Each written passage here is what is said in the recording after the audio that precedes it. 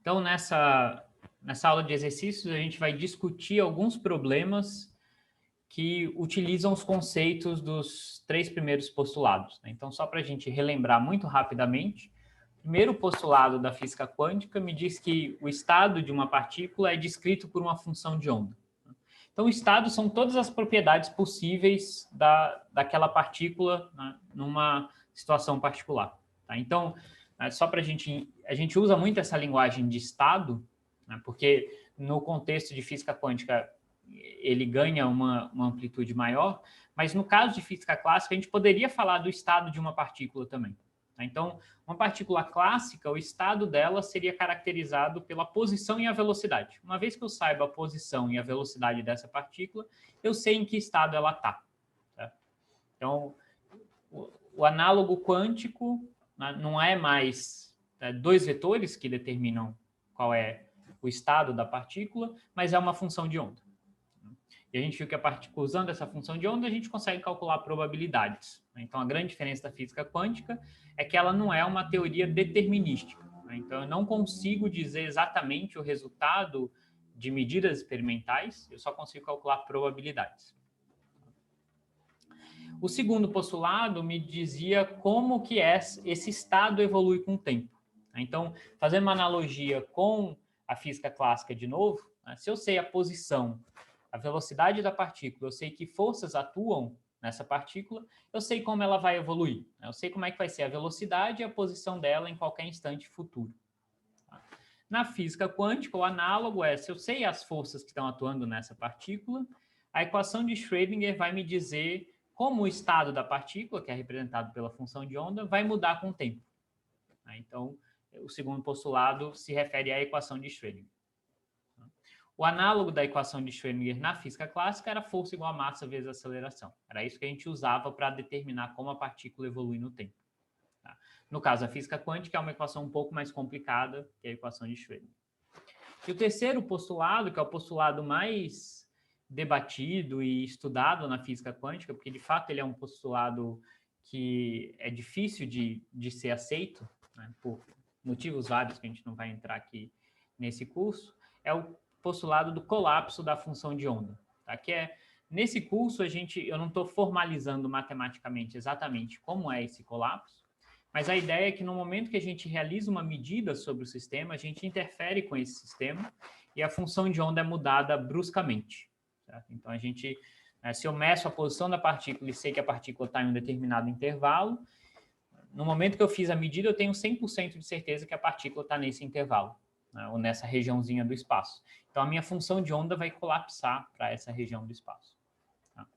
Então, os problemas que eu vou resolver na aula de hoje são aplicações desses conceitos. Tá? Então, matematicamente, como é que a gente lida com essas situações, como é que a gente calcula coisas em física quântica.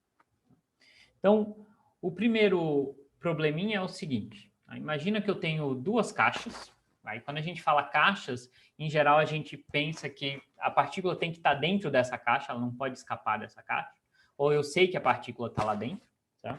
Então, eu tenho duas caixas, uma que vai de 0 até L e outra de L até 2L. Então, eu tenho duas caixas, uma colada na outra. Assim, né? E aí eu sei que eu tenho uma partícula que está em uma dessas caixas, mas eu não sei qual. Tá? E o estado dessa partícula é descrito por essa função de onda aqui. Tá? Eu acabei de ver, tem um errinho. Então, é descrito por essa função de onda. Certo? Então, essa função de onda ela é dividida em partes. Em muitos casos, a gente vai ver que a função de onda ela pode ser quebrada em partes. Então, dentro da primeira caixa, eu tenho essa função aqui. Dentro da segunda caixa, eu tenho essa função. E fora das caixas, eu não tenho chance nenhuma de encontrar a partícula. Então, a minha função de onda é zero. E esse ômega aqui, mais para frente a gente vai ver que está relacionado com a energia da partícula, a energia do estado, ele é dado por essas constantes aqui. Tá? Então, m é a massa da partícula, L é o tamanho de cada uma das caixas. E aí, o primeiro item é uma aplicaçãozinha simples. A pergunta é qual é a probabilidade de eu encontrar a partícula na primeira caixa, na caixa que vai de 0 até L. Tá? Então, é só uma aplicação desse conceito da função de onda, né? O que a gente consegue calcular com a função de onda. a coisa mais direta que a gente consegue calcular é qual é a probabilidade de encontrar partícula em uma certa região do espaço. Tá? Então, a situação que a gente tem é essa daqui, né? A gente tem as duas caixas. Eu não sei onde que está a partícula, ela pode estar em uma dessas caixas. E aí eu quero calcular qual é a probabilidade de encontrar ela na primeira caixa. Tá? Então, qual é a probabilidade de encontrar a partícula entre 0 e L? E aí a gente viu que essa probabilidade, que eu vou chamar de P1, que é a chance de encontrar a partícula em algum lugar dentro da primeira caixa, é dada pela integral da densidade de probabilidade, que é o módulo ao quadrado dessa função de onda. Então, essa função de onda é um número complexo. A gente sempre vai ter que calcular o módulo ao quadrado dela para calcular probabilidades. A probabilidade, obviamente, tem que ser um número real entre 0 e 1. Tá? Então, primeira etapa dessa conta é calcular o módulo ao quadrado dessa função de onda, e eu quero calcular esse módulo entre 0 e L. Certo? Então, se eu voltar aqui para a minha função, eu vou querer usar essa função aqui, porque eu vou estar integrando nesse intervalo. Tá? Então, se eu utilizar essa função, né, a minha função nesse intervalo, então, a minha função de onda, ela é dada por essa expressão aqui, raiz de 3 sobre 2L, elevado a menos ômega t, seno de πx sobre L. Então, o primeiro passo é calcular o módulo ao quadrado dessa função de onda, certo? Então, depois essas coisas vão ficar mais automáticas, mas as primeiras vezes é bom a gente fazer passo a passo. Então, a primeira coisa que eu vou querer calcular é o complexo conjugado da minha função. Então, o complexo conjugado, o que ele faz? Ele troca o número imaginário i por menos i e todos os números reais continuam iguais. Tá? Então, nesse caso, a minha função vai ser quase idêntica. A única coisa que vai mudar é esse número imaginário aqui, que vai trocar de sinal. Tá? Então, aqui eu vou ter um mais i ômega t. E o resto é tudo real, então eu não preciso mudar nada na minha função. Então, isso é complexo conjugado. O módulo ao quadrado é uma função vezes a outra. Então, se eu multiplicar essa função por essa, eu vejo que essas raízes vão me dar a raiz ao quadrado, então vai me dar 3 sobre 2L. Essas exponenciais, se eu faço o produto de uma exponencial com a outra, os argumentos se somam, e aqui a gente vê que um é exatamente o oposto do outro, então essa soma dá 0 desses argumentos, e e elevado a 0 dá 1. Então, quando a gente faz essa multiplicação, essa exponencial cancela com essa. O produto dá 1. E aí sobra aqui produto de seno com seno, que dá seno ao quadrado de πx sobre L. Tá? Então, é essa a função que a gente vai ter que integrar nesse intervalo de 0 a L. Então, 3 sobre 2L, seno ao quadrado de πx sobre L. Para mim, não é essencial que a gente lembre exatamente como integrar seno e cosseno. Seno e cosseno a gente deve saber, mas seno ao quadrado tem aqueles truques de escrever como seno de 2θ e assim por diante. Esse não é o ponto essencial aqui, certo? A gente pode olhar uma tabelinha de integrais ou alguma coisa assim. Essa é a vantagem de vocês fazerem esses exercícios remotamente. Vocês vão estar próximo de um computador ou de uma internet. Vocês podem, por exemplo, verificar essas tabelas de integrais. Tá? Então, essa integral aqui vai me dar, na verdade, 1 sobre 2 vezes 0. Tá? Então, se eu integrar isso daqui de 0 a L, esse fator, obviamente, sai da integral, o resultado de integral de seno ao quadrado de πx sobre L, de 0 a L, dá L sobre 2. Então, esses L's se cancelam e eu tenho uma probabilidade de 3/4 de encontrar essa partícula na primeira caixa. Certo? Então, eu tenho 75% de chance de encontrar a partícula na primeira caixa. Então, essa partícula pode ser encontrada tanto na primeira ou na segunda, mas é muito mais provável que eu encontre ela na primeira. Uma observação boba aqui, né? Mas se vocês calcularem uma probabilidade, né, às vezes essa probabilidade está dada em termos de constantes, nesse caso a gente realmente consegue calcular um número, mas se vocês calcularem um número e der um número maior do que 1, provavelmente tem algo errado. Se der um número negativo, com certeza tem algo errado, não existem probabilidades negativas. Então, esse número sempre tem que ser um número entre 0 e 1. Então, a gente lembra que as funções de onda, elas em geral têm uma constante aqui na frente, que me garantem que a integral em todo o espaço vai me dar 1. Certo? Então, se eu integro numa região menor do espaço, tem que dar um número menor do que 1. Tá? Então, essa foi a primeira questão. Alguma dúvida aqui? Professor, o senhor Oi. poderia só fazer o passo onde o senhor aplica as constantes, os limites de integração novamente para dar meio de L ali, por favor? Tá. A dúvida é com relação a esses limites de integração ou o resultado da integral? Aos limites, professor. Tá. Por que eu estou integrando de 0 a L? Ah, É isso? não, desculpa, porque deu meio de L. Ah, isso daqui a gente tem que fazer a integral de seno ao quadrado, certo? Então, Ah, tá. não tem jeito, eu tenho que... Eu posso colocar uma colinha aqui, mas a integral de seno ao quadrado de alfa x, onde esse alfa é uma, né, constante qualquer, dá para mostrar que isso aqui é meio de b menos a mais seno de 2 alfa a sobre 4. Na verdade, isso aqui eu posso reescrever de uma maneira mais simples, como x sobre 2 mais seno de 2 alfa x sobre 4. Né?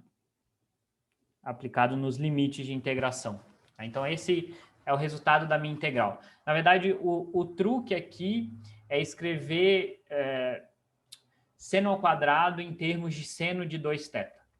Tá? Então, a gente tem que fazer algumas manipulações para resolver essa integral. Tá? Mas eu não mostrei para vocês como é que a gente resolve essa integral, só estou falando que o resultado é L sobre 2. Perfeito, muito Tá? obrigada. Se a gente resolvesse, né, a gente veria que dá isso daqui, aí eu aplico nos limites de integração e aí depois simplificar vai me dar L sobre 2. Tudo bem? Tudo bem, obrigada. Mais alguma dúvida aqui?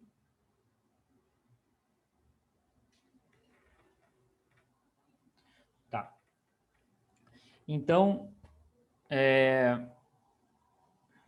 esse era o primeiro item. Então, agora a gente consegue calcular a probabilidade de encontrar a partícula na primeira caixa, ou seja, se eu de repente faço uma medida aqui, né, que vai com certeza encontrar a partícula, se ela estiver na primeira caixa, a chance de eu encontrar a partícula lá vai ser 75%. Depois, a segunda pergunta é qual é a chance de encontrar a partícula na segunda caixa? E aqui tem um caminho longo e um caminho curto, certo? Eu sei que a partícula está em uma dessas duas caixas. Né? Minha função de onda ela é 0 fora das caixas. Então, não tem chance nenhuma de eu encontrar essa partícula fora das caixas. Tá? Então, se ela tem que estar em uma das duas caixas, né? E na primeira eu tenho uma chance de 75%, na segunda a chance tem que ser 25%. Certo? Então, a chance de eu encontrar ela na segunda caixa vai ser 1 menos a chance de eu encontrar ela na primeira, que vai ser 1/4, né? Ou 25%. Ou, né, essa é o tipo de pergunta que é para ver se, né, se vocês estão raciocinando ou se vocês vão no automático. Né? Ou eu poderia simplesmente calcular de novo, né, a probabilidade de encontrar a partícula na segunda caixa, vai ser a integral do módulo ao quadrado da função de onda, mas agora eu quero saber, né, nessa região onde está a segunda caixa. Então, olhando para a minha coordenada x, seria a região de L até 2L. Certo? Então, eu poderia fazer essa integral de L até 2L. Teria que usar agora essa função aqui, porque nessa região do espaço é essa função, essa parte da função que eu tenho que considerar. Módulo ao quadrado, de novo, vai dar uma integral de seno ao quadrado. Posso fazer todas essas contas e aí eu vou chegar no resultado 1/4. Tá? Então, se a gente raciocinar um pouquinho, a gente chega na resposta de uma maneira muito mais simples. Né? Ou, se a gente quiser verificar, a gente pode fazer a conta também e ver que dá certo. Tudo bem? Dúvidas aqui?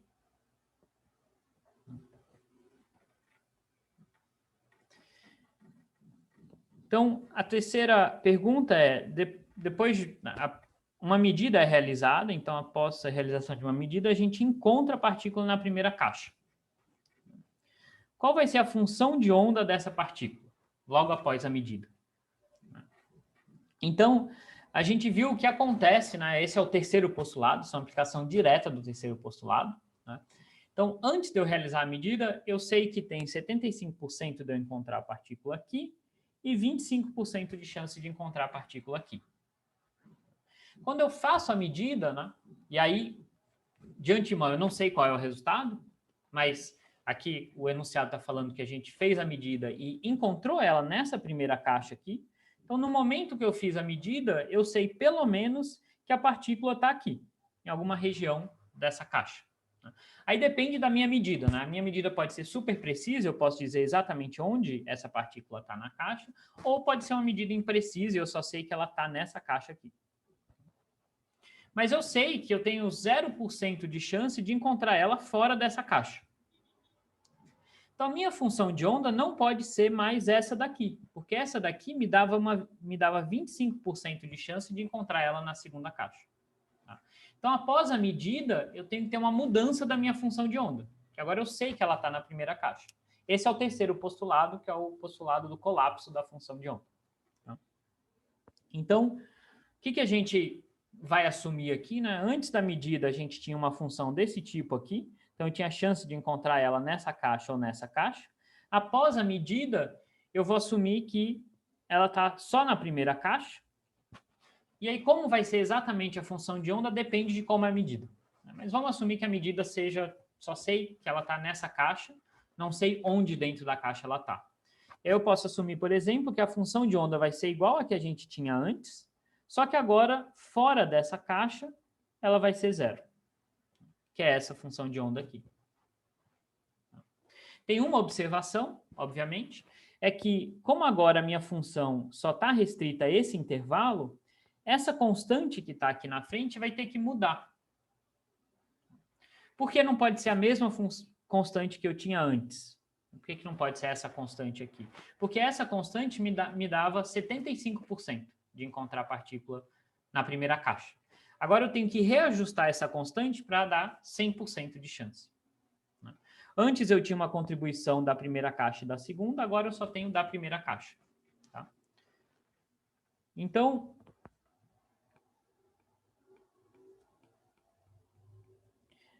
a gente tem que satisfazer aquela condição que a gente chama de uma condição de normalização da função, ou seja, se eu integrar ela em todo o espaço, isso tem que dar 1. Essa integral em todo espaço é simplesmente qual é a chance de encontrar a partícula em qualquer lugar. Isso tem que ser sempre 1, 100%. Tá?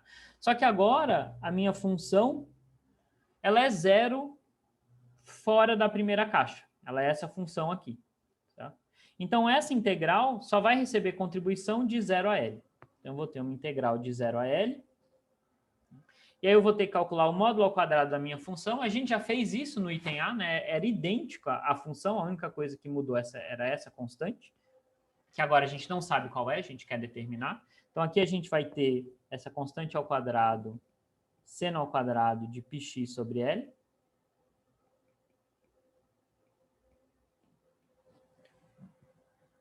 Isso daqui tem que ser igual a 1.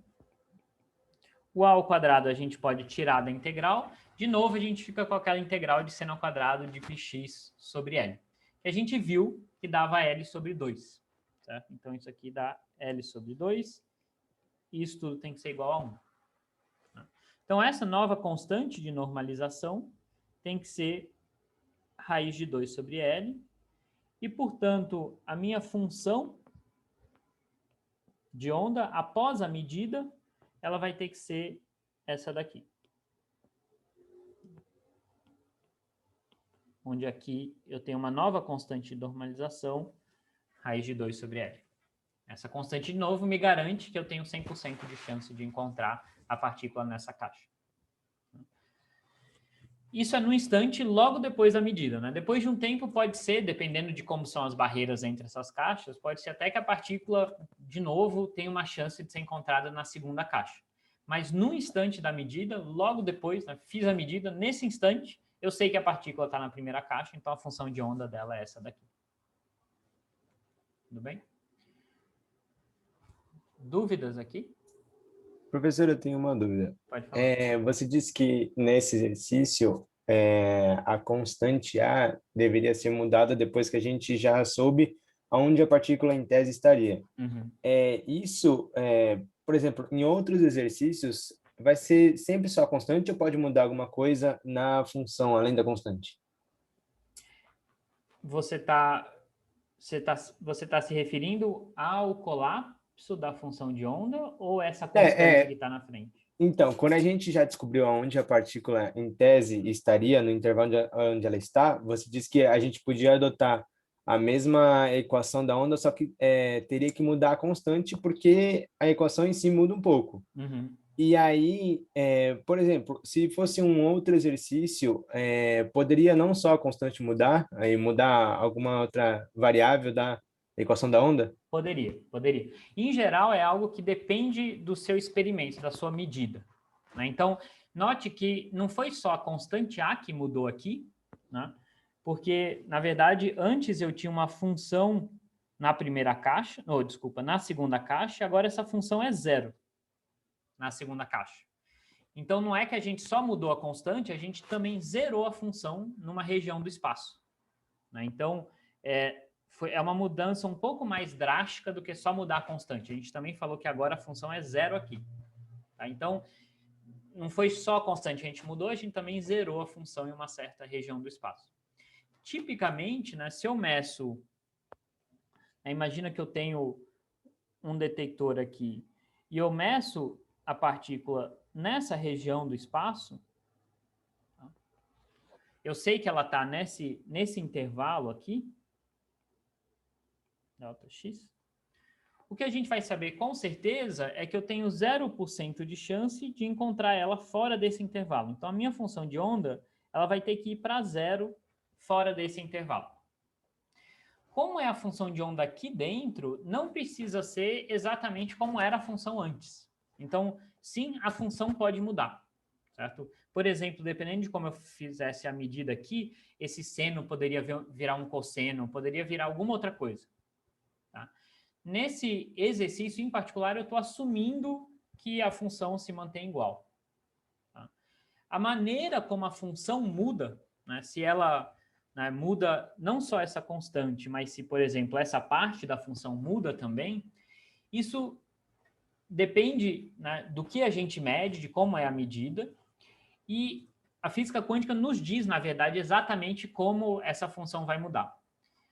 Mas isso exige todo um ferramental extra que a gente não discute nesse curso, tá? Então, para a gente, o que a gente sabe é a função de onda vai ser 0 aqui fora, aqui dentro ela vai ter alguma forma.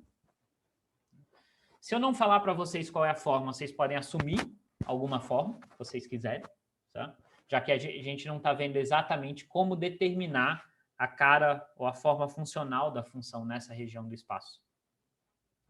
Então, a resposta à sua pergunta é sim, a função pode mudar de outras maneiras, mas a gente não está vendo nesse curso como calcular essa mudança na função de onda, tá? Então, a única coisa que a gente sabe é que ela vai para 0 fora da onde foi medido. Tudo bem? Então, tipicamente, eu não vou pedir para vocês, né, o máximo que eu posso pedir para vocês é falar que a função de onda é 0 aqui e assumir alguma forma aqui dentro. Mas eu não vou, né, obviamente, eu não estou dando as ferramentas para vocês determinarem exatamente qual é essa forma. Nesse problema em particular, eu estou assumindo que a forma é a mesma que a gente tinha antes, a menos dessa normalização. Tudo bem? Ok, então, professor, obrigado. Mais alguma dúvida aqui? Professor, Oi. então isso quer dizer que a precisão do seu equipamento pode afetar o estado da partícula? Com certeza, ele vai afetar o estado da partícula. Né? Imagina que o meu detector ele é de tal forma que ele só consegue determinar que a partícula está em um certo intervalo, mas não exatamente onde dentro desse intervalo. Tipicamente, detectores são assim. Né? Imagina que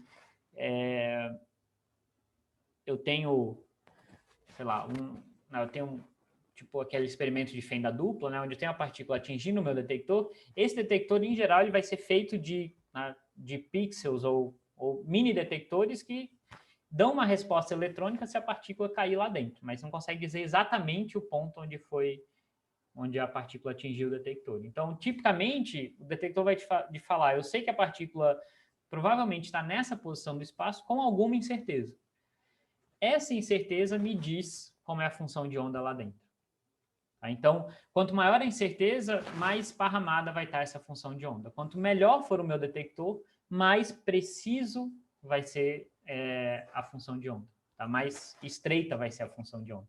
Então, o ato da medida e a precisão do detector influencia o estado da partícula. Tá? Diretamente. Tudo bem? Entendi, valeu, professor. Tá? Vai ser um negócio meio mágico, mas... Esse é o grande problema do colapso da função de onda. É essa mágica que ninguém fica muito confortável. O seu desconforto é generalizado, certo? O Einstein também ficou super desconfortável e nunca aceitou isso daqui. Tá?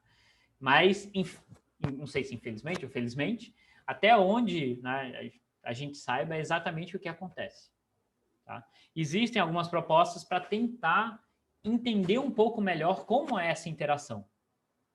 Né? Então, enfim, a gente não vai discutir nada disso no curso, mas existem, né, maneiras de tentar entender como é que, né, essa interação do detector, na verdade, você está mexendo na partícula, né? Quando você está detectando ela, você está influenciando ela, não tem jeito, você tem que mexer nessa partícula para saber onde ela está. E aí dá para, né, em alguns casos simples, dá até para entender porque quanto, né, menor ou maior a resolução, né, menor for a incerteza na sua medida, menor vai ser a função de onda. Tá? Mas, em geral, é algo realmente desconfortável que a gente tem essa dependência. Mas funciona exatamente assim. Tá? Até para vocês terem uma ideia, né, como é que a gente sabe o estado de uma partícula? Em geral, a gente não sabe. Mas como é que a gente, né, se a gente quiser colocar a partícula em algum estado particular, o que a gente faz é medir, certo? Então, imagina que, sei lá, a minha partícula está distribuída aqui em todo o espaço, eu faço uma medida numa região bem estreita do espaço, se eu encontrei essa partícula, agora eu sei que o estado dela vai ser uma função de onda bem localizada.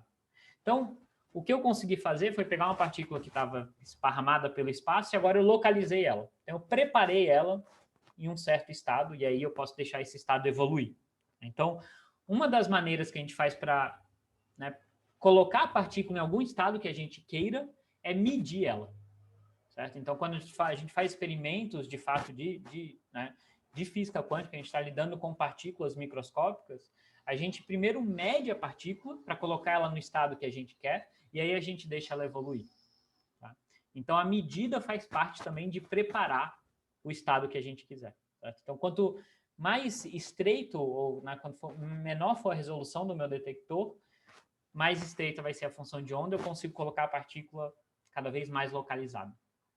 Tá? Então, na verdade, esse fato do colapso da função de onda, ele é usado o tempo inteiro em laboratórios para preparar o estado da partícula.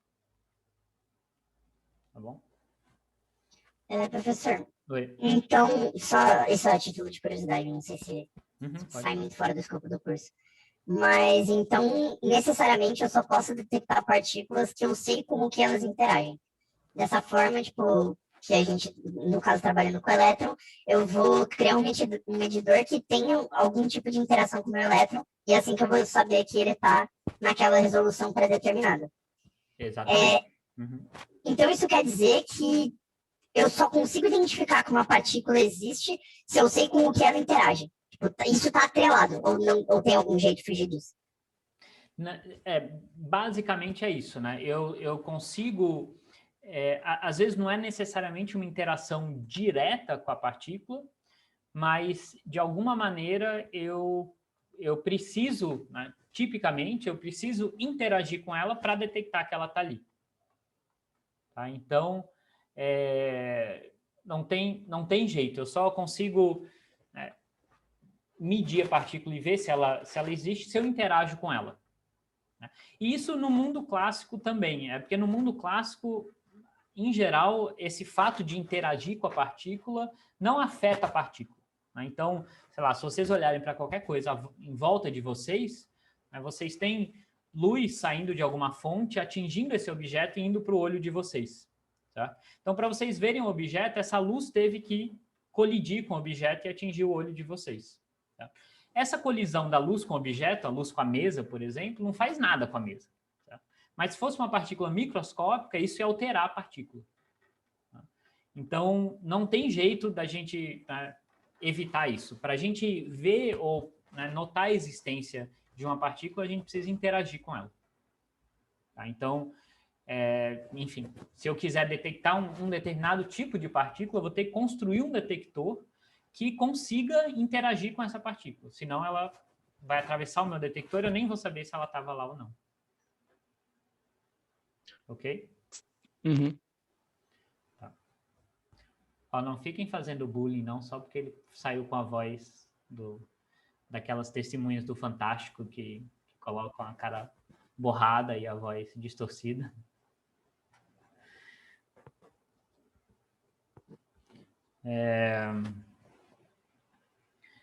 Então, vamos lá para o próximo problema, então. Tá? Então, esse primeiro problema, né, a gente viu o primeiro e o terceiro postulado. Tá? Então, como calcular probabilidades, como é o colapso da função de onda. Como eu acabei de falar para vocês, o colapso não é algo que a gente está sabendo determinar completamente nesse curso, certo? Mas a gente tem uma ideia de como acontece. Tá? Agora, esse outro problema, na verdade, se refere ao segundo postulado. Tá? Então, como é que uma partícula, ou como é que um estado evolui com o tempo? Então, o problema me diz o seguinte, no primeiro instante, a gente sabe que a gente tem uma partícula com massa m e ela está nesse estado aqui. Tá? Então, como eu falei para vocês, como é que na prática a gente poderia saber isso? Né? Eu posso medir a partícula e, através dessas medidas, não estou falando exatamente como, mas se eu meço a partícula nesse estado, eu sei que nesse instante ela está nesse estado. Tá? Então, fazendo uma medida, eu consigo colocar a partícula naquele estado. Tá? E aí depois, né, para instantes futuros, ela se propaga sem nenhuma interação, sem nenhuma força, com t maior que zero. Então, primeira coisa que esse problema pede é para escrever a função, essa função no instante inicial, em termos de soluções de ondas planas. Certo? Então, esse quase que um problema puramente matemático. Né? Como escrever essa função em termos daquelas soluções de partícula livre que a gente viu nas aulas. Né? Então, a gente viu que as soluções de onda plana, elas têm essa cara aqui. Tá? Elas são produtos de duas exponenciais complexas. Uma é menos iωt e outra é ikx. Esse k pode ser qualquer número real, positivo ou negativo, mas uma vez que eu escolho o k, o ômega está determinado por essa relação aqui. Nas aulas da semana que vem, a gente vai entender exatamente o que é essa relação, quem é o k, quem é o ômega. Mas eu adianto para vocês que o k vai estar relacionado com a velocidade da partícula e o ômega é a energia da partícula. Tá? Mas, por enquanto, para a gente são constantes que saem de resolver a equação de Schrödinger para uma partícula livre. Então, a gente quer escrever a nossa função em termos dessas soluções desse tipo aqui. E essa função, ela está dada no instante t igual a zero. Certo? Então, eu vou considerar essas soluções de onda plana em t igual a zero. E aí elas vão ter essa cara mais simples aqui, simplesmente exponencial de eikx. E agora é simples, né? Eu tenho que fazer um truque matemático para escrever esses senos em termos de exponenciais dessa maneira aqui. Então, a gente lembra daquela expressão de Euler que a gente vai usar o tempo inteiro nesse curso, tá? Que E e θ é cosseno θ mais I seno θ. E, portanto, eu posso escrever como seno θ como 1 sobre 2i e θ menos e menos iθ. Se eu jogo essa expressão aqui dentro, né, essa daqui vai ser idêntica a essa, só que eu vou trocar i por menos i. Né? Então, vou ter um menos aqui. Quando eu somo esses dois termos, os cossenos se cancelam e os senos se somam, vai dar 2i seno. Por isso que eu divido por 2i aqui. Né? Então, essa é uma maneira de converter senos em exponenciais. Também poderia fazer algo análogo para o cosseno. Tá? Professor, você pode repetir essa passagem, por favor? Posso. Dessa expressão... Isso daí, o tá. de Euler é abaixo do de Euler. Tá. Então, tudo que eu fiz é... Né, o que é... Eu vou abrir isso daqui. Então, esse e e θ é cosseno θ mais i seno θ. Esse e a menos iθ é exatamente a mesma expressão, mas com o i trocado por menos i. Então, vai ser cosseno θ menos i seno θ, certo? Então, eu só troquei esse sinal aqui. Né? E aí, se eu pego isso daqui e subtraio disso daqui, né? É o que esse sinal de menos está fazendo. Esse cosseno menos esse cosseno aqui vai se cancelar. E esse i seno com menos i seno, vai dar um mais i seno. Então, vai somar esse i seno com esse i seno. Então, vai dar 2 vezes i seno θ. Se eu divido por 2i, então, vai dar seno θ. Tudo bem? Beleza, professor. Então, voltando lá para a minha função, né, eu tenho um seno de kx e um seno de 2kx. Né? Então, o meu seno de kx eu vou poder escrever como 1 sobre 2i e kx menos e menos i kx. Então, esse ângulo aqui, né, é kx na minha função de onda, então, em vez de θ, eu escrevo kx. De maneira análoga, né, para 2kx, eu vou ter 1 sobre 2i e de 2i kx menos e de menos 2i kx. Ou seja, eu posso escrever isso daqui como a minha função, daquela função de onda, né, plana, de um psi de k. Esse k, eu indico qual é o valor de k que aparece na minha função. Então, é um valor k aqui qualquer. Menos a função com valor de menos k. Né? Então, se eu calculo ela com o valor de menos k, vai aparecer um menos aqui. E aqui eu vou ter algo semelhante, só que eu vou ter a minha função de onda plana de 2k menos a função de onda plana de menos 2k. Então, esse índicezinho k, de novo, me diz qual é o valor que eu estou usando na minha função de onda plana, essa função aqui. Então, com tudo isso, eu posso escrever que a minha função no instante inicial, que é aquela combinação de dois senos, né? Então, é A vezes um seno mais o outro seno. Então, isso aqui vai ser A sobre 2i, vou colocar o 2i em evidência. E aí, o seno de kx vai ser a minha função, a minha onda plana de k menos a minha onda plana de menos k. E o segundo termo, que é um seno de 2kx, vai ser a minha onda plana usando um valor de 2k, menos a minha onda plana usando um valor de menos 2k. Então, essa é a resposta do primeiro item, que pede justamente para eu reescrever essa minha função de onda em termos de ondas planas. Dúvidas aqui? Professor, Se você integrar o quadrado do valor absoluto da função de onda plana, o valor não vai dar infinito? Vai.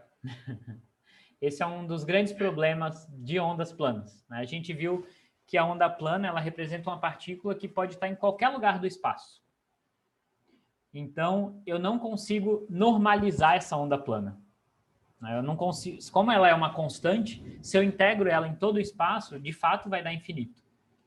Então, a gente diz que a onda plana é uma solução matemática, mas fisicamente ela não representa nenhum estado, né? Não existe nenhuma partícula que pode estar em qualquer lugar do universo, com qualquer probabilidade. Eu sei pelo menos que a partícula vai estar, sei lá, na Terra, na galáxia. Então, tipicamente, a gente até usa essas ondas planas, mas a gente usa meio que assumindo que ela é constante numa região do espaço e depois ela vai para zero fora dessa região do espaço. Então, a gente limita a validade dessa onda plana para o intervalo do espaço. Aí sim eu posso normalizar ela, aí sim eu posso escolher uma constante aqui na frente, de tal forma que a integral total seja 1. Mas se eu assumir que, de fato, é uma onda plana no espaço inteiro, de menos infinito a mais infinito, não tem como eu normalizar, isso vai dar infinito. Então, é o que a gente diz, a gente chama essa de uma solução matemática, mas não é uma solução física.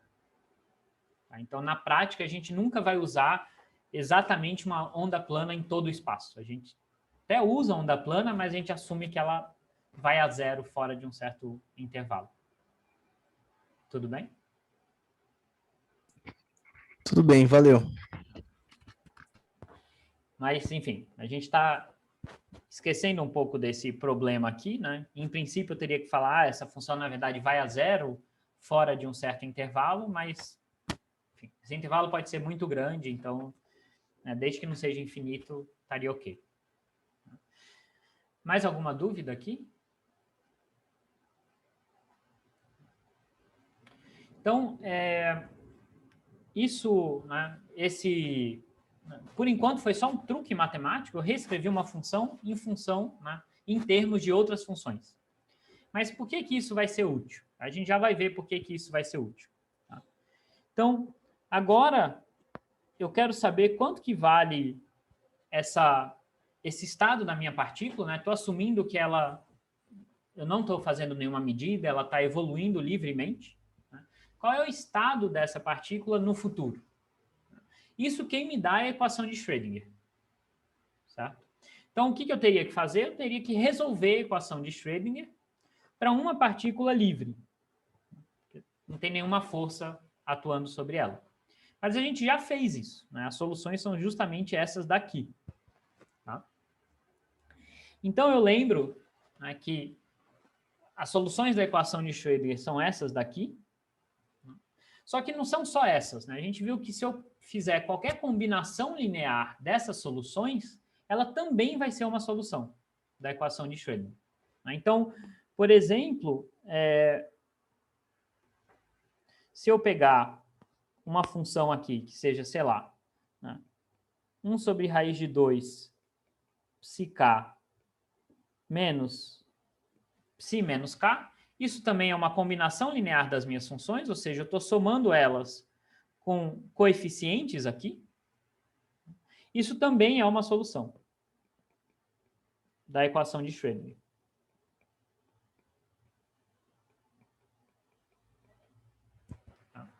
Então, como é que eu sei qual é a solução que vai me descrever essa partícula? Né? Se qualquer combinação linear é uma solução.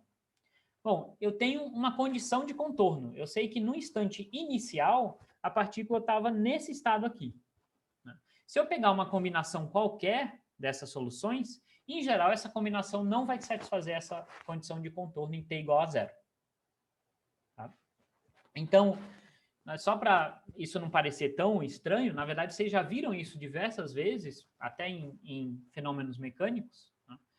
Eu sei que se eu tenho uma partícula com uma aceleração constante, a equação da trajetória dela vai ser x0 mais v0t mais a t quadrado sobre 2. Tá? Só que, né, qualquer valor de x0 e v0 representam soluções com a mesma aceleração constante. Então, para determinar essas constantes, x0 e v0, eu tenho que saber qual era a posição inicial e qual era a velocidade inicial da partícula. O análogo aqui é saber qual era a função de onda no instante inicial, que é isso daqui. Tá? Então, a matemática é mais complicada, mas a ideia é muito parecida. Tá? Então, o que eu gostaria de construir? Eu gostaria de construir uma solução dessas ondas planas, que seja uma combinação linear dessas ondas planas, porque eu sei que isso vai satisfazer a equação de Schrödinger, mas não é uma combinação qualquer. Eu quero uma combinação de tal forma que no instante inicial ela tenha exatamente essa forma aqui.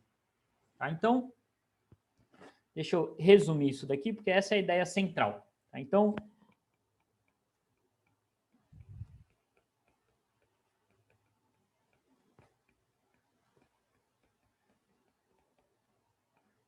a gente quer encontrar uma solução da equação de Schrödinger, que a gente sabe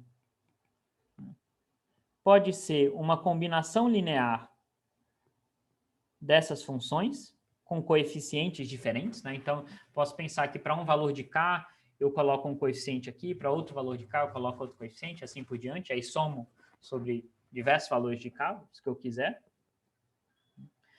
Eu sei que qualquer combinação dessas vai ser uma solução da equação de Schrödinger.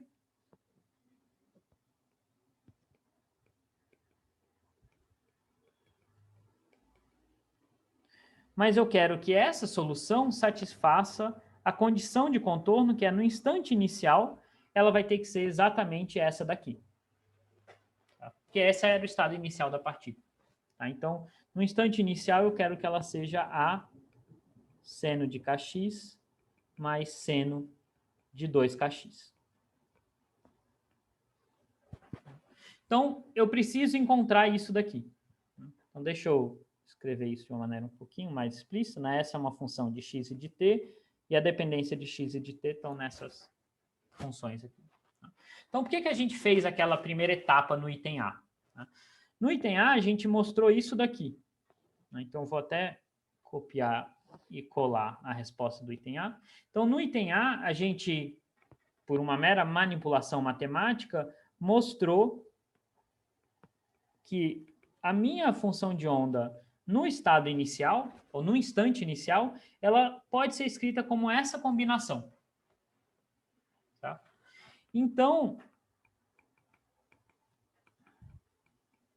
no instante futuro, se eu supor que a minha função de onda tem essa cara aqui,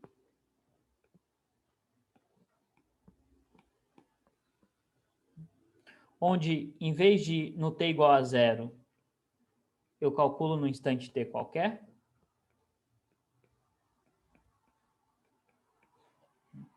Essa minha função aqui, tá? Ela satisfaz todas as propriedades. Ela é uma combinação linear de ondas planas, então ela satisfaz a equação de Schrödinger, e no instante t igual a 0, ela me reproduz o estado inicial. Então eu achei a solução que eu queria.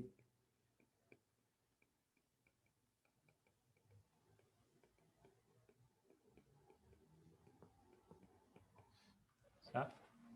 Então, de novo, o argumento é achar uma solução da equação de Schrödinger, que eu sei que pode ser escrita como uma combinação de ondas planas, que satisfaça essa condição de contorno. E aí, qual foi o truque que a gente fez indiretamente? Né? Eu induzi a gente à resposta. Eu primeiro escrevi a condição inicial, decompus essa condição como uma soma de ondas planas. Então, agora eu já sei expressar a minha condição inicial como uma superposição de ondas planas. E agora, né, se eu tenho isso, no instante futuro, basta que eu calcule essas ondas planas em um instante futuro. Que aí eu sei que a minha solução vai continuar sendo uma combinação linear de ondas planas, só que agora satisfaz a condição inicial. Tá? Então, ela também satisfaz a equação de Schrödinger.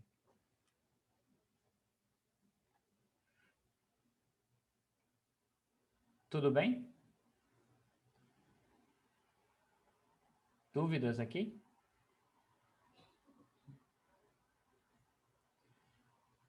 Então, o procedimento, né, o procedimento é resolver a equação de Schrödinger, encontrar soluções gerais, que são essas ondas planas, e aí tentar achar uma combinação dessas soluções, que também vai ser solução, mas que satisfaça a condição inicial, que é essa daqui.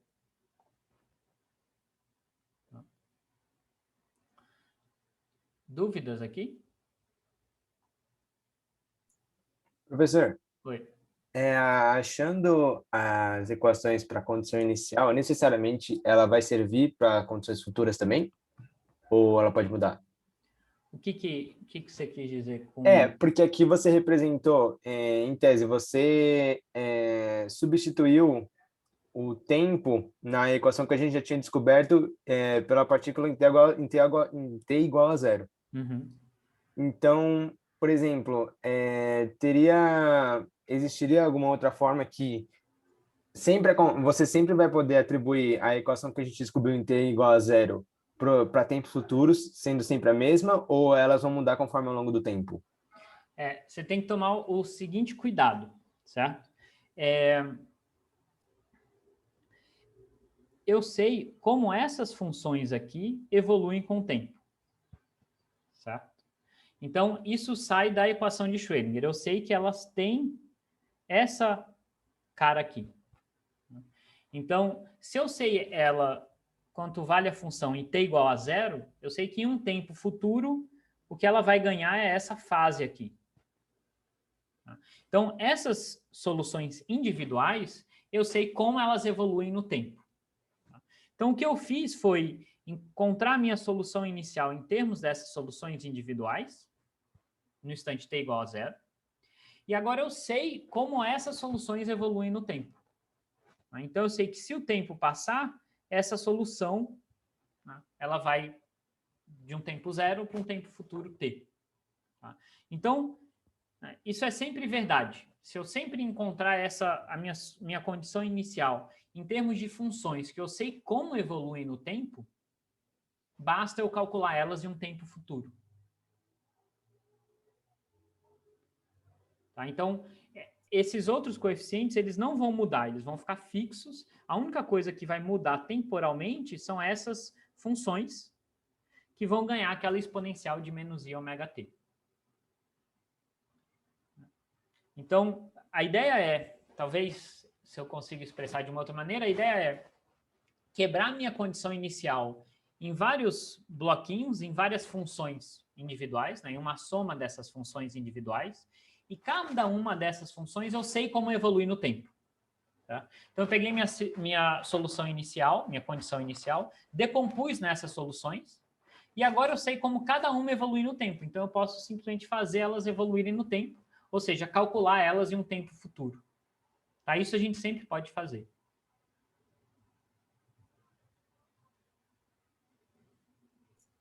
Tá ok, professor. Tudo Obrigado. bem? O que eu estava tentando representar, eu sei, esses são argumentos não muito fáceis da gente assimilar, porque a gente está trabalhando com essas soluções complicadas, né?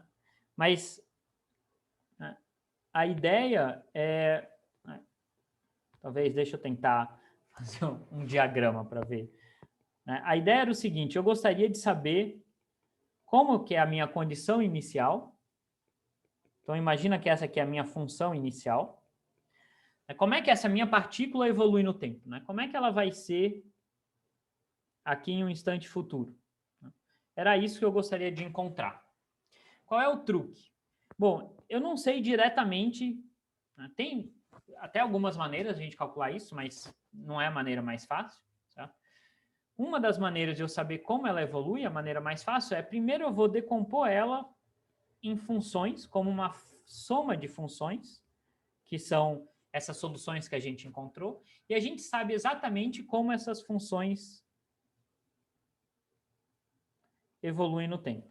Na verdade, ia ter uma outra caixinha aqui do menos 2k. Então, para essas funções, eu sei exatamente como é que elas vão evoluir no tempo. Então, no instante futuro, eu sei exatamente como é que elas vão estar. Então, se eu somo elas, isso aqui é não t maior que zero. se eu, nesse instante futuro, eu somo elas da mesma maneira que eu somei no instante inicial, o que eu vou estar fazendo é propagando essa soma para o futuro. Ou seja, eu vou estar propagando esse estado aqui, inicial, para o futuro. Tá? Então,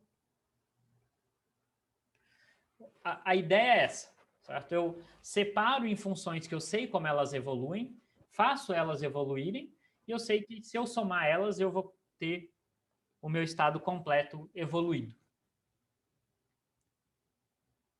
Tudo bem? Essa é a representação, né, diagramática do que a gente está fazendo.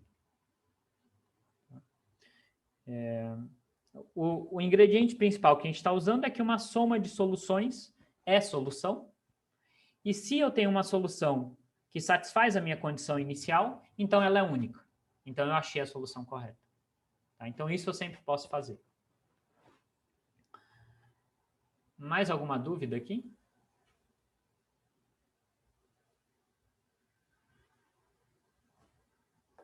Tá. Então, ainda não acabou, né? Eu achei como é que a minha partícula evolui para o futuro. Né? Mas e daí, né? Bom, eu gostaria de calcular coisas com isso, né? Eu gostaria de saber, e agora, se eu faço uma medida no futuro, como é que vai ser?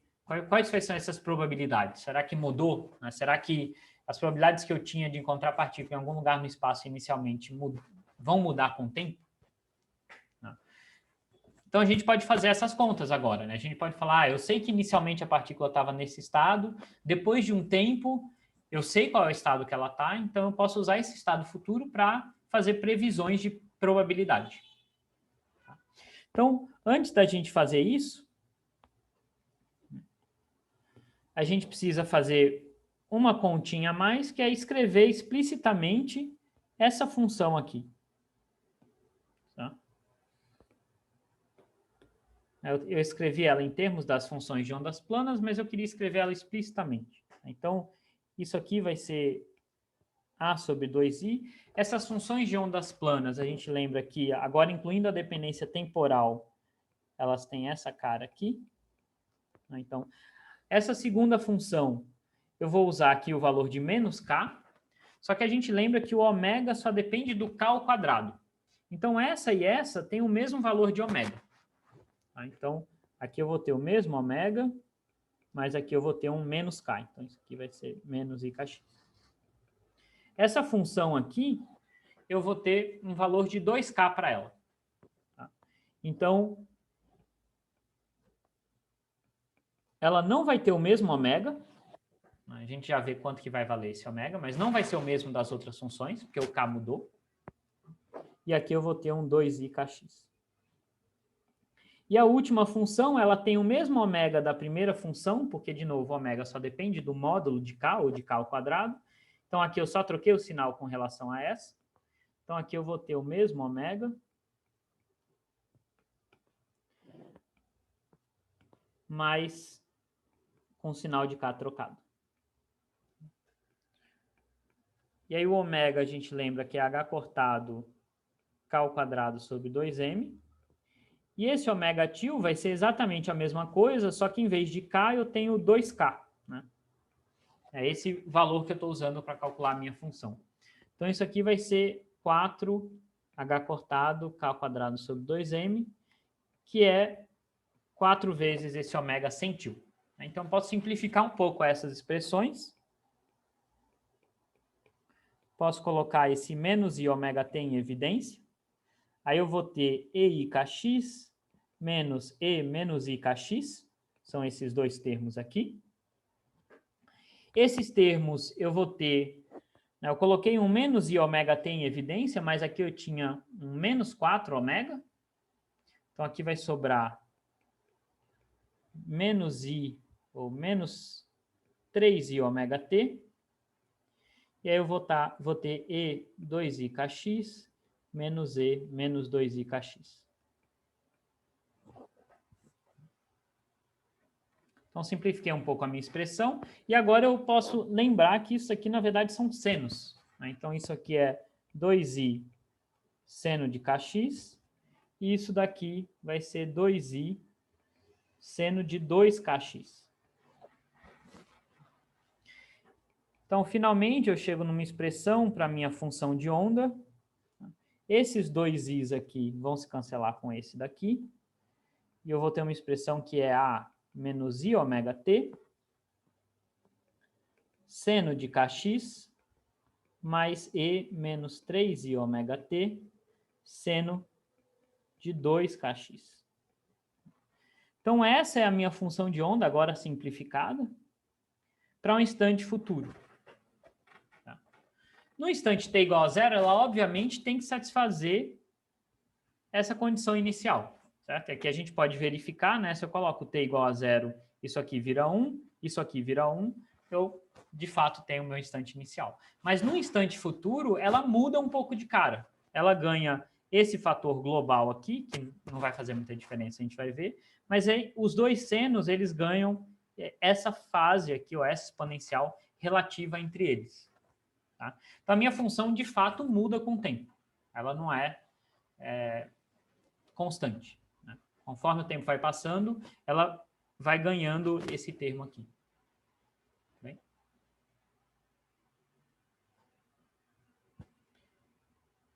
Dúvidas aqui?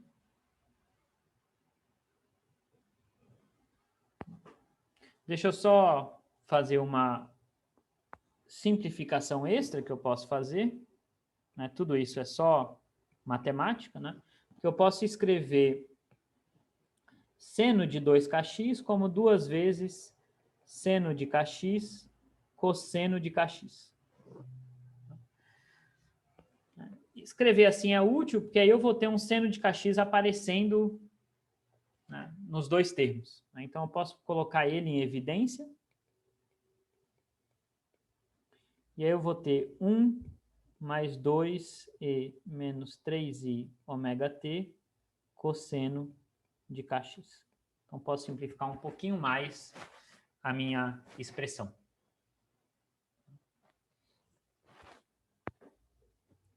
Então, a gente achou a nossa função de onda num tempo futuro. Agora, a gente vai querer calcular probabilidades com essa função de onda. Então, por exemplo, qual é a probabilidade de encontrar ela numa pequena região ΔX, um pequeno intervalinho ΔX, mas centrado nesse ponto aqui.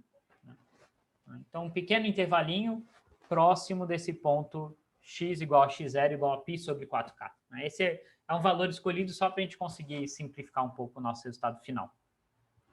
Tá? Então, como é que seria a probabilidade de encontrar ela nesse ponto do espaço num tempo futuro? Certo? Se eu quisesse num tempo inicial, bastava usar essa função, mas num tempo futuro eu tenho que encontrar, né, a função num tempo futuro, que foi o que a gente fez no item B. Então, eu quero calcular essa probabilidade aqui. Né? Então, no instante t futuro, qual é a chance de encontrar essa partícula? Né? Se eu pensar que eu tenho aqui o meu eixo x, qual é a chance de encontrar ela no intervalo centrado nesse eixo x, né? Nesse ponto x0, no intervalo de largura ΔX. E a gente viu que se esse ΔX é pequenininho, a gente pode aproximar essa integral pelo valor da função no centro do intervalo vezes ΔX. Se o meu ΔX é pequenininho, a minha função varia pouco dentro desse intervalo aqui, eu posso aproximar ela como uma constante no valor central do intervalo.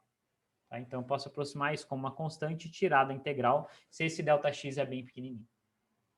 Então, a gente tem esse resultado aqui. Então, o que eu preciso fazer é só calcular quanto que vale o módulo ao quadrado dessa função no ponto x0. Tá?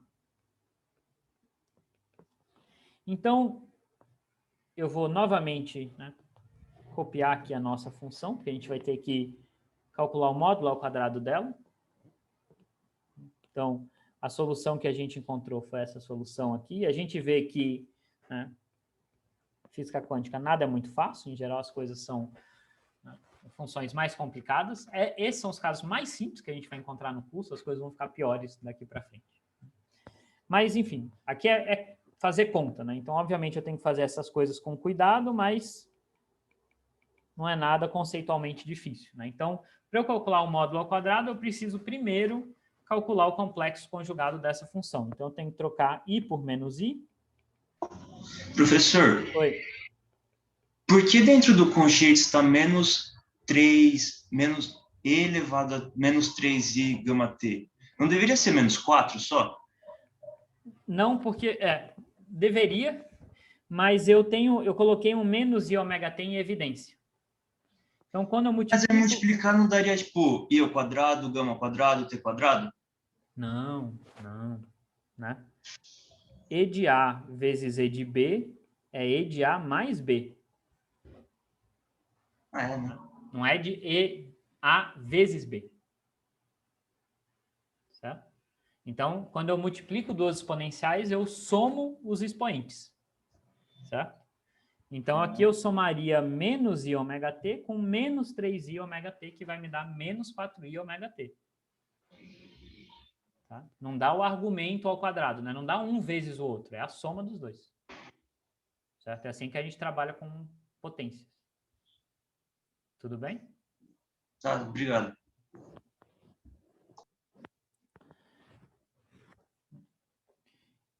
Então, o que eu estava fazendo aqui, né? Eu estava tirando o complexo conjugado dessa função. Esses senos, 1, 2, são todos números reais, né? Eu estou assumindo que A é real também. Então, a única coisa que vai mudar são esses sinais do número imaginário.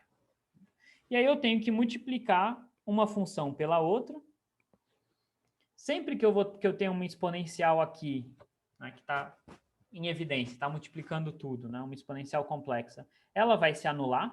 De novo, quando eu multiplico isso vezes isso, eu somo os expoentes. Então, essa soma vai dar 0, o exponencial de 0 é 1. Então, efetivamente, essas exponenciais se cancelam. E aí eu vou ter um seno ao quadrado de kx. E aqui eu tenho que fazer essa conta, não tem muito jeito, certo? Então, eu tenho que multiplicar esse por esse, esse por esse, esse por esse e esse por esse. Então, vou ter 4 termos. Então, são só multiplicações. A gente vai poder fazer algumas simplificações. Tá? Então, o 1 vezes 1 vai dar 1. Esse termo vezes esse termo, essas exponenciais vão se cancelar. Vai ficar um 4 cosseno ao quadrado de kx. E aí eu tenho os termos cruzados, que é esse vezes esse e esse vezes esse. Se a gente manipular esses termos cruzados, a gente consegue mostrar que a gente consegue escrever eles, né? Todos eles vão ter um cosseno de kx, mas eu vou ter uma exponencial, vai aparecer algo do tipo exponencial de e ômega t mais exponencial de menos e ômega t, na verdade 3i ômega t.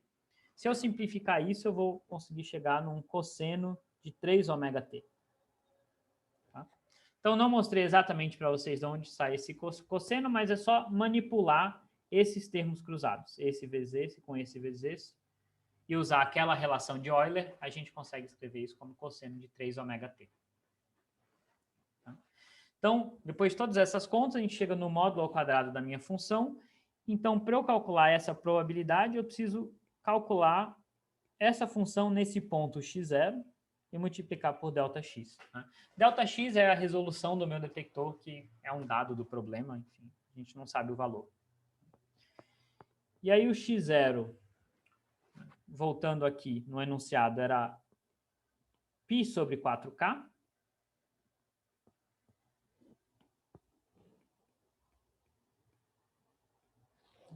Então eu vou jogar isso aqui dentro. Então,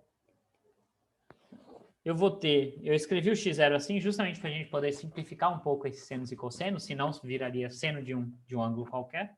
Né? Mas quando eu jogo esse x0 aqui, esse k vai cancelar com esse k e vai ficar um cosseno de π sobre 4. Né? Então, eu vou ter seno de π sobre 4, cosseno de π sobre 4, cosseno de π sobre 4, que é raiz de 2 sobre 2. Tá? Então, eu consigo simplificar bastante essas contas, e todos os senos e cossenos aqui vão me dar raiz de 2 sobre 2. Né? Porque eu escolhi um ponto especial para simplificar o resultado. Então, o seno ao quadrado vai me dar 2 sobre 4, que é a raiz de 2 sobre 2 ao quadrado. Aqui eu vou ter 1 mais 4 vezes 2 sobre 4. E aqui eu vou ter 4 raiz de 2 sobre 2 cosseno de 3 ômega t. E aí eu posso simplificar um pouquinho mais essa expressão, né? Que vai dar... Faltou o meu ΔX aqui. Então, isso vai me dar a ao quadrado ΔX sobre 2. E eu posso simplificar o que está dentro aqui do meu parênteses, né? Isso aqui dá 2 mais 1, 3. E aqui eu fico com 2 raiz de 2 cosseno de 3 ômega t vezes o ΔX. Então, a gente não chega num número aqui para a nossa probabilidade, né? Depende... Tem um ΔX 2 vezes. Depende desse valor de A, depende do ômega, mas tem um fator importante aqui, é que ela depende do tempo também. Então, a chance de eu encontrar a partícula nesse ponto do espaço depende do tempo. Então, de fato, eu vejo que essa partícula está se movendo, ela não está parada, ela está num estado que está evoluindo. Então, dependendo do instante que eu escolher para tentar medir a partícula naquele ponto x0, a minha probabilidade pode ser maior ou menor.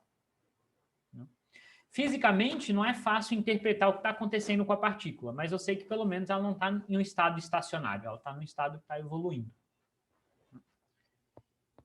E aí o último item, só para a gente concluir, é para quais instantes de tempo essa probabilidade será máxima. Então, a gente quer maximizar essa probabilidade aqui, e ela vai ser máxima quando esse cosseno for 1, certo? Então,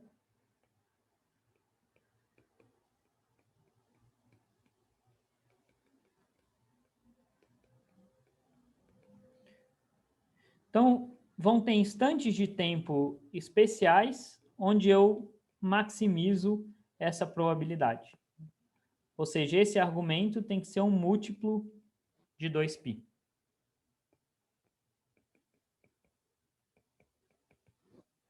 Então, o tempo vai ser 2π sobre 3 ômega vezes n. Então, se eu escolher um desses instantes, eu vou ter máxima chance de encontrar minha partícula nesse ponto x0 que eu escolhi. Se eu escolher um outro instante de tempo, eu vou ter uma probabilidade um pouco menor. Então, esse problema é mais para ilustrar como que essas probabilidades podem mudar com o tempo também, como deveriam, né? Se o estado da minha partícula está evoluindo, esse estado deveria, de fato, essas probabilidades deviam mudar com o tempo. Tá. Né, tem uma pergunta aqui no chat, como é que eu cheguei nesse resultado aqui? Tá? Então, esse resultado, né, o que eu estou fazendo é simplesmente multiplicar a linha de cima pela linha de baixo. Tá? Então, da multiplicação desse cochete por esse cochete, eu tenho 4 termos. Tá? Esse vezes esse dá esse daqui, esse vezes esse dá esse daqui, e aí tem os termos cruzados, esse vezes esse e esse vezes esse. Tá? Então, deixa eu escrever aqui em cima o que vão ser esses termos cruzados. Né? Eu vou ter 2e e ômega t cosseno kx, né? Que é esse termo aqui, e aí eu vou ter esse outro termo aqui, que vai ser quase igual, mas eu tenho um sinal diferente no exponencial do tempo aqui. Então, os termos cruzados vão me dar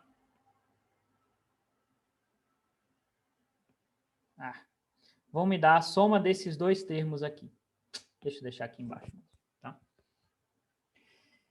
E aí eu vejo que se eu colocar o cosseno de kx em evidência, tá? Então se eu coloco, esse cosseno de kx aparece nesses dois termos. Se eu coloco ele em evidência, tá aqui ele em evidência, o que vai sobrar é a soma desses dois termos aqui. Né? Posso colocar o 2 em evidência também. Então, vai aparecer a soma desses dois termos. E a soma desses dois termos, né, é justamente cosseno do argumento. Se a gente usar a identidade de Euler, a gente vê que isso daqui é 2 vezes cosseno de 3 ômega t. Então, se eu escrever essas exponenciais como cosseno mais i seno, os issenos vão se cancelar e os cossenos vão se somar. Então, vai sair um 2 cosseno de ômega 3t. Com aquele 2 cosseno de kx que eu coloquei em evidência, eu chego nesse resultado aqui. Tudo bem? Ok. Mais alguma dúvida aqui?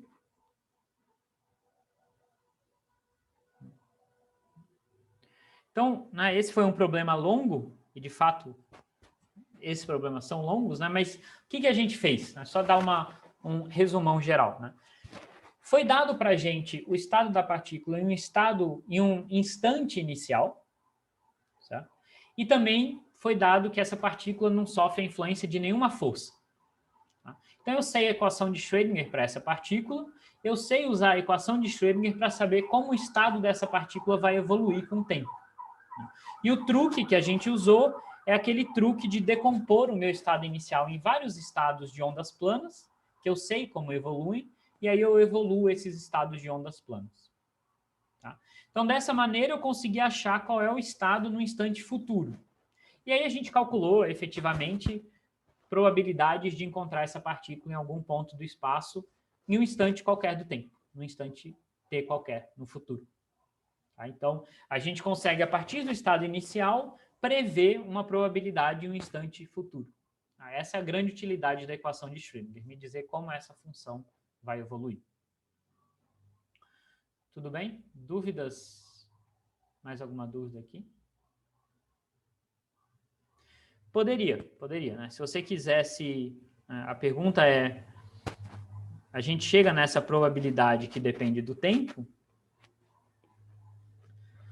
e aí para achar o máximo, você poderia tirar a derivada e igualar a zero. Você vai chegar no mesmo resultado. Na verdade, essa probabilidade vai ter vários máximos. Se você bater o olho aqui, você sabe o que vai acontecer, né? Essa derivada vai virar um seno, e o seno é zero em diversos pontos, certo? Então, não vai ter uma solução única onde a derivada é nula, vão ter várias soluções que vão ser justamente essas daqui. Mas, obviamente, você poderia fazer isso também. Se teria que tomar um pouco de cuidado, porque vão ter soluções onde ela é máxima e mínima, certo? Então, você teria que tirar a segunda derivada para garantir que você está escolhendo as de máximo.